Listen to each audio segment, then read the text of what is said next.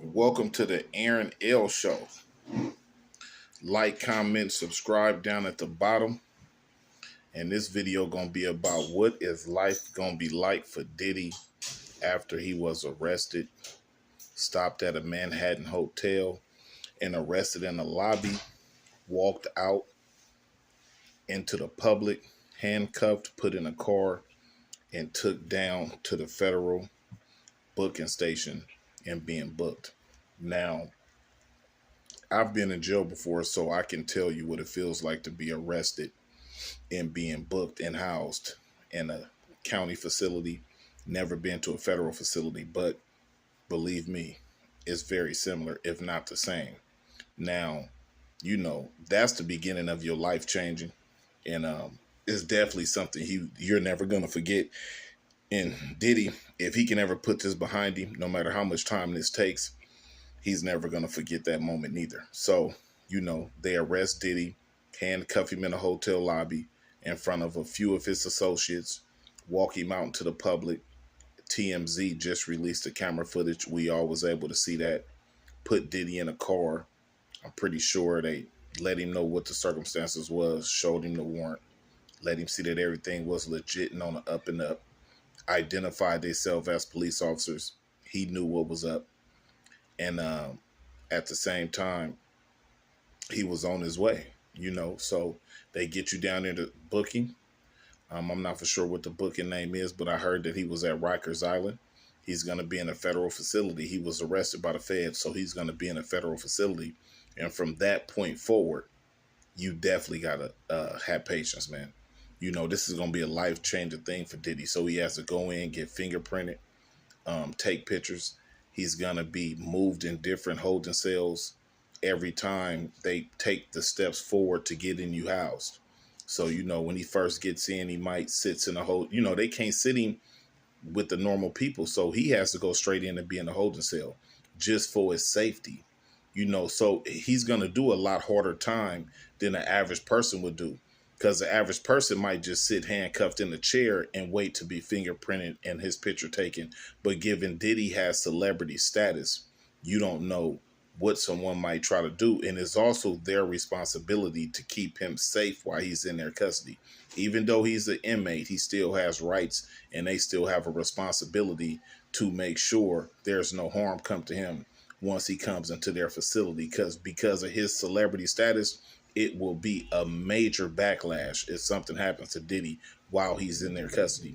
So moving forward, he probably got put in a holding cell, had a lot of questions, probably wanted to use the phone, because this is a dramatic situation, but, your rights are gone.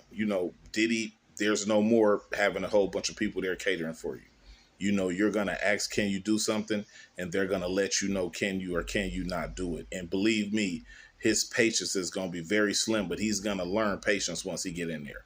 So he probably got in his holding cell, got fingerprinted, got his picture taken, and this process could have been 3, 4, 5 hours just to do those quick things, which they don't take long. But that is the one thing about being incarcerated. You're going to have to learn to have patience, because no one's going to move on your timetable. You're going to be moving on their timetable, and that's something he's going to really have to wrap his head around. So once he's fingerprinted, once his picture's taken, they're going to, get his identification, all his personal property. They're going to bag that all up, make sure they got his wallet, cell phone, keys, whatever you have on him, jewelry. Someone later can come pick up your property. You can sign and release your property to somebody. But at that time right then, they're going to take everything he has on him and put it in a bag, put his name on it, put it in his property.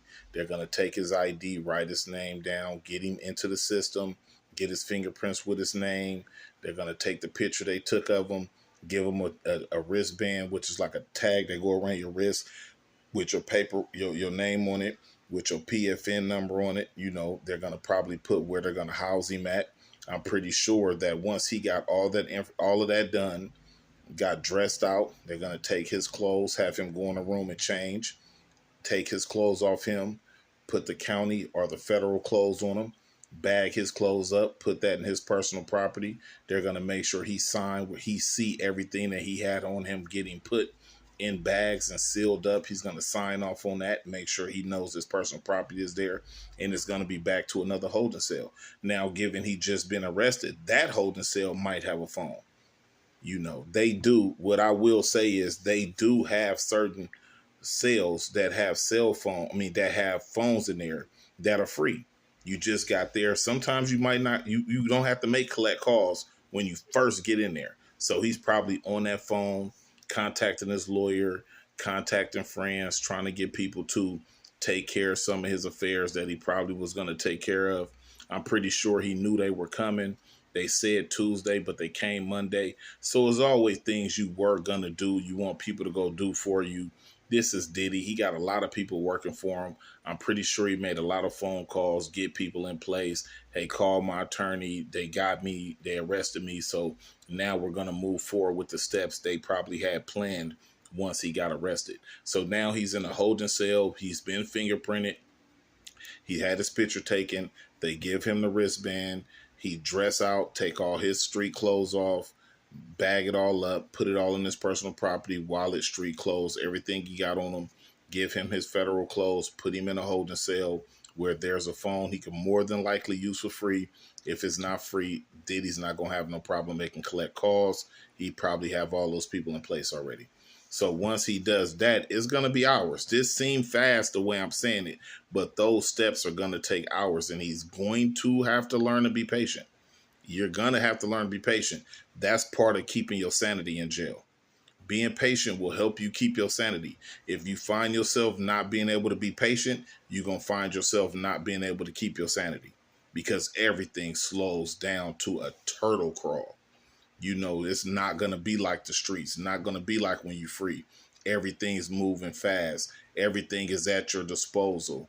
You're going to have to be very courteous to get any little extra anything. If it's just an extra sheet because you're cold, extra pillow because you need a pillow, extra t-shirt because you would like to change more than just once a day. He's going to have to learn to be polite and courteous to those officers because they will use their advantage and give you a very hard time in there. So now that Diddy's in a cell, he's changed out. All his personal property is put to the side. He's actually in the jail clothing. Now they're going to have to go to the people that house you. They're going to be looking at what units they have available.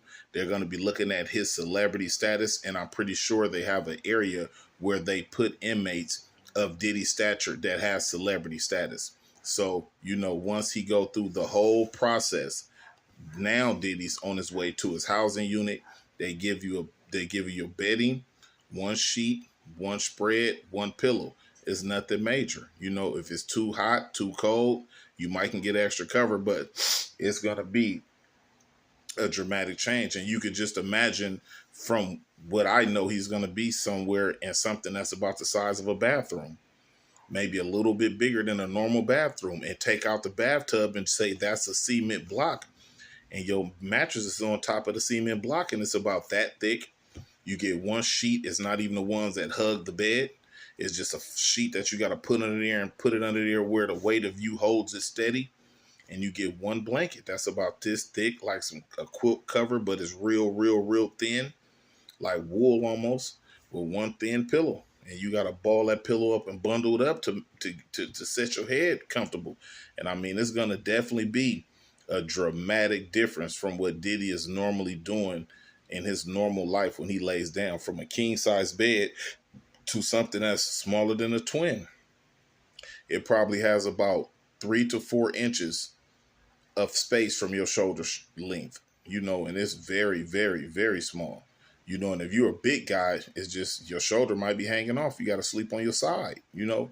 It's going to be very tough for Diddy. You know, I'm pretty sure once they put him in that cell and he fixed his bed and sit down and understand that this is life now, they got that little window, man. That window's probably, I don't know, that window's probably about that wide, about that high. And you staring out that little window, man, and all you looking at is the inside of your housing unit. And you turn around and that's your bed, man. And if you do got a window, I'm pretty sure it's blurred out where you can't really see out of it, maybe a little tiny bit. I'd be surprised if he do got a window that's clear. where he could look out. He's probably not looking at but the back part of the facility. There's no streets, probably no freeways, no people walking really. If it is people walking, it's here and there. COs that's walking to other units, and there's no one to talk to. And I mean, he's a high profile inmate. They got to keep him away from other inmates. So, I mean, he's going to definitely have to be patient, man. And I'm pretty sure he's sitting in that cell and he's realizing, the things that he done that put him there.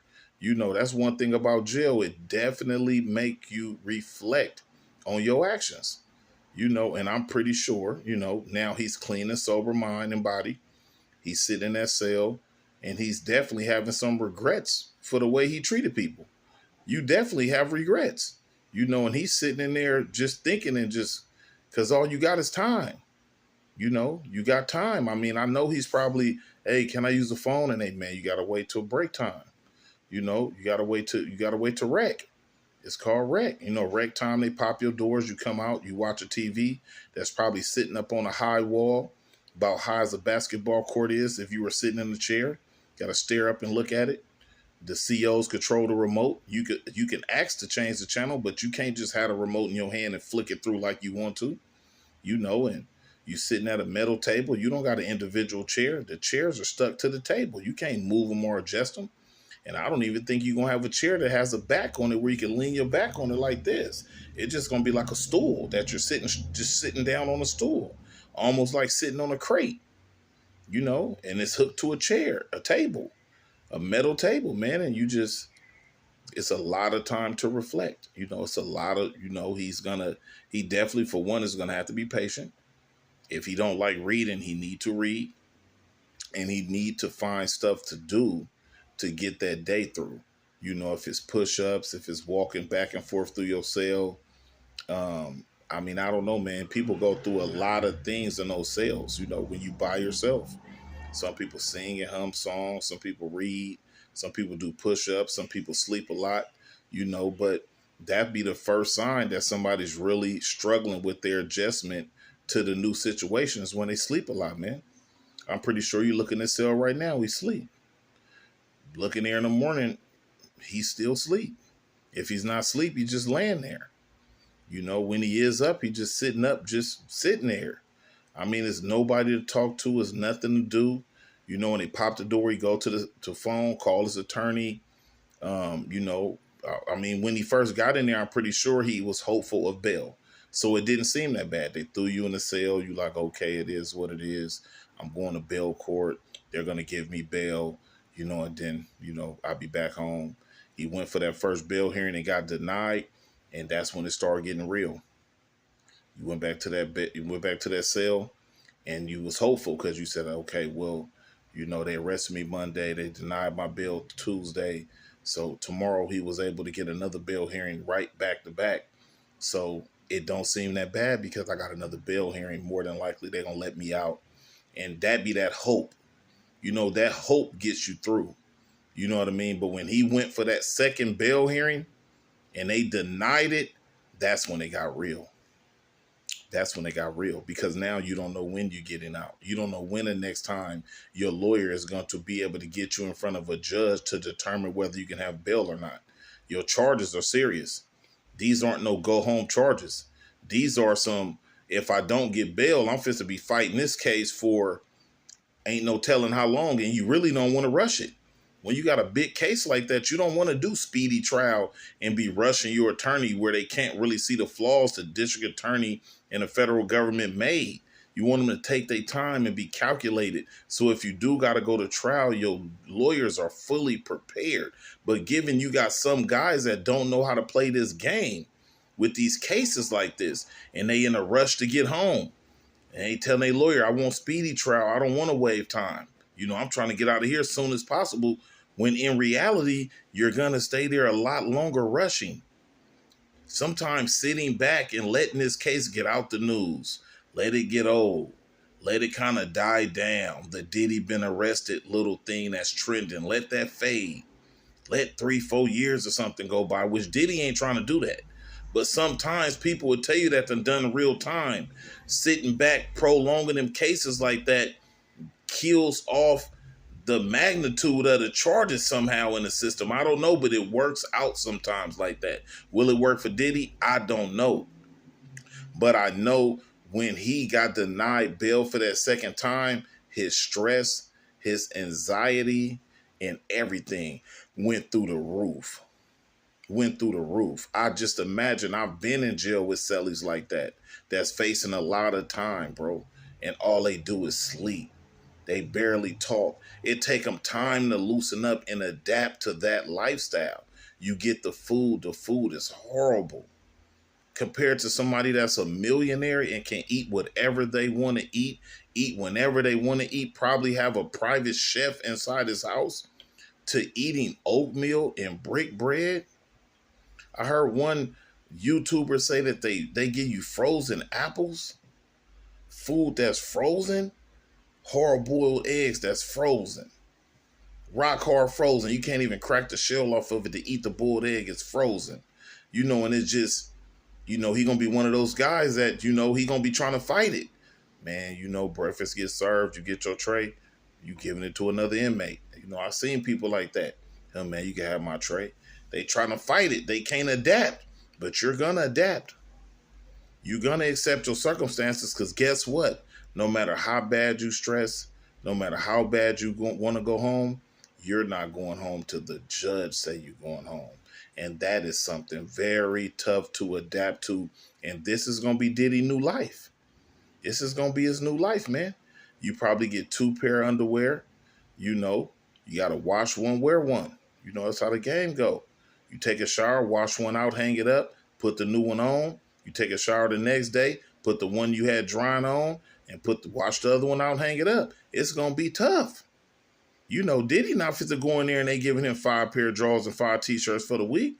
7 pair of drawers, 7 t-shirts and socks for the week. They not doing that in jail.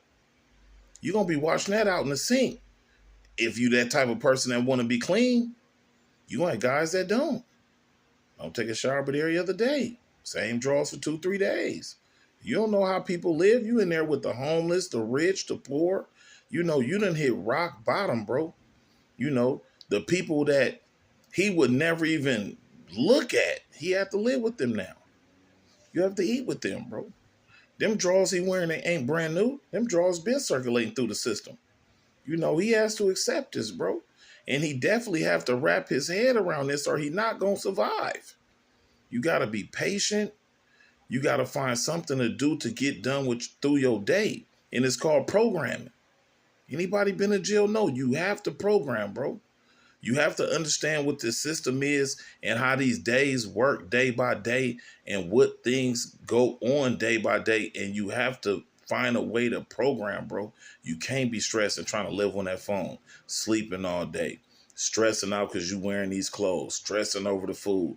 If you one of those dudes that do that the whole time you in there, your time is going to move so slow, bro. It's going to move so slow. And you in a cell that's the size of your bathroom, with a 6x12 window. That's all you can look out of, bro. On a cement block with a mat this thick, with one sheet, one cover, and one small pillow. And that's all you have. That's all you have. You have a TV and you only can watch it when you come out to rec. Hopefully you get a cell that's positioned to where when you on lockdown, you can still stand up and look out that window and see the TV. You got guys that stand there and watch that TV for 2-3 hours. And they looking at it from about 25, 30 feet away. A little TV, it's not a big plasma. You got a 32-inch plasma inside your dorm, you doing good. You got a 32-inch plasma and you looking at it from about 30 feet away. And that's the best you can do, bro. And you not even picking a channel. You just watching whatever's there. And Diddy definitely gonna have to wrap his head around that, man. So they arrested Diddy Monday. Today's Friday. He's made it through this first week. And it's getting a little better for him. A little better. If he's going to accept his situation is getting better.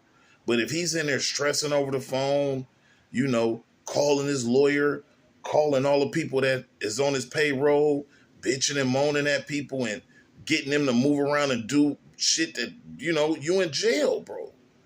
You got to sit for a minute, bro. You might make bail a month from now, 2 weeks from now. You might, 2, 3 months from now, 6 months from now. You get in front of a decent judge. All the noise done died down. You've been going to court, just, going with the motions. You might have a judge say, hey, okay, we going to set these circumstances, but we willing to give him bail, but he has to do this. Might be a month from now, 6 months, Diddy might make bail. Some say he don't deserve bail. But at the end of the day, he has to be patient right now. Because if bail ever happens, he's got to be here to receive bail. Don't feel like it's over, bro. Just be patient, get you some books, get you some papers, write, read, make your phone calls when it's rec time, and go back to your cell, man, and hold your head up, man, because it's going to be a hell of a transition for Diddy. It's going to be very tough sitting in that room, man, walking back and forth, man. Walking back and forth, doing push-ups, jumping jacks, back arms, writing, reading books, trying to see if you can get a piece of the newspaper when they come in. Give me the sports section. Can I get front page news or whatever you can do to keep yourself sane? But that's what Diddy's going to go through in the county jail or in the federal system, man, until he's shipped off to a prison or until he's found not guilty and he go home. But that's how Diddy's going to live until one of those things happen. This is the Aaron L Show. Make sure you like, comment, subscribe. I appreciate y'all tuning in. I'll be back.